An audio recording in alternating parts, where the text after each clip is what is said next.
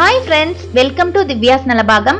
இன்னைக்கு நம்ம ஒரு ஸ்டார்டர் ரெசிபியான பன்னீர் டிக்கா தான் பண்ண போறோம். பன்னீர் டிக்கா எப்படி வீட்லயே ஈஸியா பண்றதுன்றதை நான் கிளியரா சொல்லியிருக்கேன் இந்த வீடியோல. ஸோ வீடியோ ஸ்கிப் பண்ணாம ஃபுல்லா பாருங்க. எப்படி பண்றதுன்னு பார்க்கலாம் வாங்க.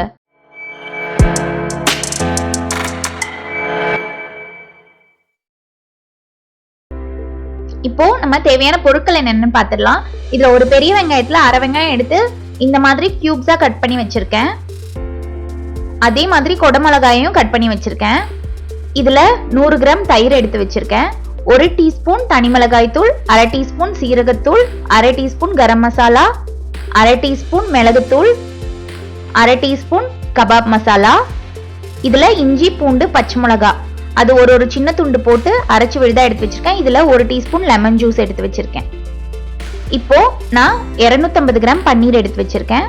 இந்த பன்னீரை நம்ம கியூப்ஸாவோ ஸ்கொயராவோ எப்படி உங்களுக்கு வேணுமோ அந்த மாதிரி கட் பண்ணி எடுத்துக்கலாம். இன்னைக்கு நான் வந்து ஸ்கொயரா கட் பண்ணி எடுக்கிறேன்.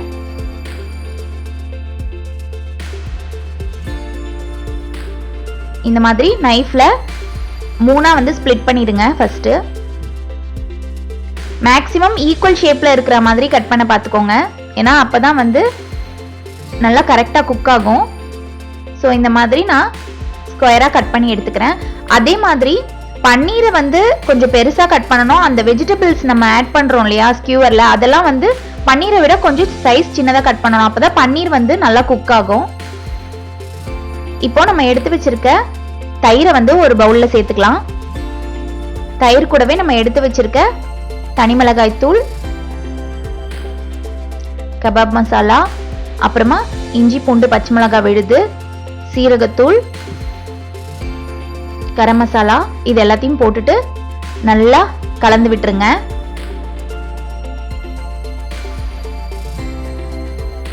நல்லா தயிர் வந்து எங்கேயுமே வந்து அந்த பல்சஸ் இல்லாம ஃபுல்லா நல்லா கலந்து விட்டுருங்க. அது எல்லாத்தையும் கலந்ததுக்கு அப்புறமா லாஸ்டா மிளகுத்தூளையும் போட்டு நல்லா கலந்து விட்டுருங்க. அதுக்கப்புறமா நம்ம ஸ்கொயரா கட் பண்ணி வச்சிருக்க பன்னீரை வந்து இந்த மசாலால சேர்த்து நல்லா மேரினேட் பண்ணிக்கணும்.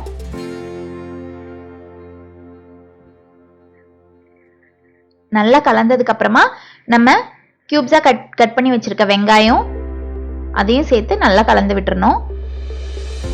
நல்லா கலந்து வந்ததுக்கு அப்புறம் அது கூடவே நம்ம வச்சிருக்க கொடமிளகாவையும் சேர்த்து அதையும் நல்லா மசாலால டிப் ஆகுற மாதிரி ஒன்று போல நல்லா கலந்து விட்டுருங்க. இப்போ நம்ம உப்பே சேர்க்கல இல்லையா, அதனால நம்ம கொஞ்சம் போல இந்த மேரினேஷனுக்கு உப்பு சேர்த்துக்கலாம். உப்பு ரொம்ப அதிகமாகவும் சேர்த்துறாதீங்க. அப்புறமா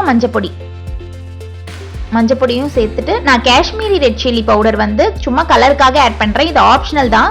நான் ஒரு அரை டீஸ்பூன் ஆட் பண்ணியிருக்கேன். உங்களுக்கு வேணும்னா நீங்க ஆட் பண்ணிக்கலாம், இல்லைன்னா அவாய்ட் பண்ணிடலாம். அதெல்லாம் சேர்த்து நல்லா கலந்து இந்த மாதிரி ஒரு லிட்டு போட்டு மூடி ஒரு 15 to 30 மினிட்ஸ் வந்து அப்படியே வச்சிருங்க. இப்போ 15 மினிட்ஸ் ஆயிடுச்சு. இதுல நம்ம எடுத்து வச்சிருக்க லெமன் ஜூஸ் 1/2 டீஸ்பூன்ல இருந்து 1 டீஸ்பூன் லெமன் ஜூஸ் எடுத்துக்கலாம். அந்த லெமன் ஜூஸ் இதுல சேர்த்துட்டு இதை நல்லா மிக்ஸ் பண்ணிக்கோங்க. இப்போ இந்த மாதிரி குச்சி ஷேப்ல வந்து ஸ்கியூவர்ஸ் வந்து கிடைக்கும் கடைகள்ல. இந்த மாதிரி வாங்கினீங்கன்னா இந்த மாதிரி டிக்கா கெபாப் அதெல்லாம் பண்ணும்போது நம்மளுக்கு வந்து ரொம்ப ஈஸியா இருக்கும், ரொம்ப ஹெல்ப்ஃபுல்லாகவும் இருக்கும்.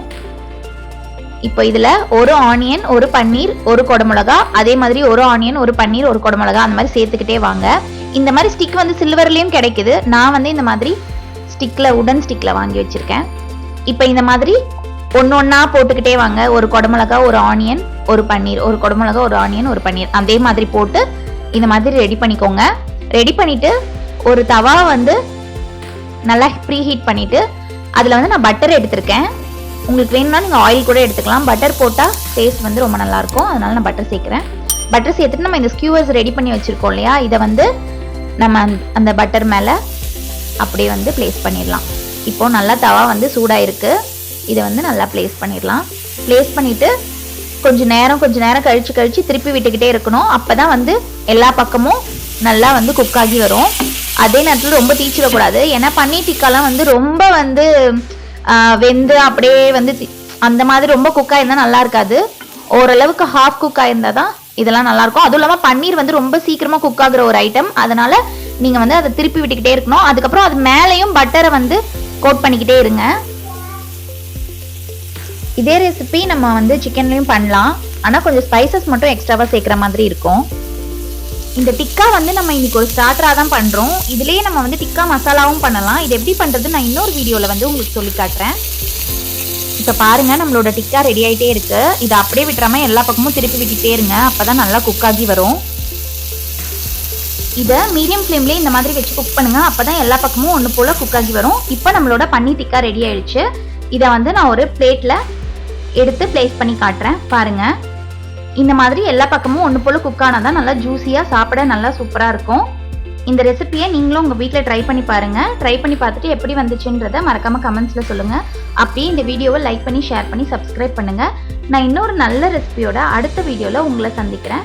இப்போ பாருங்க நம்மளோட டிக்கா ரெடி ஆயிடுச்சு. தேங்க்ஸ் ஃபார் வாட்சிங்.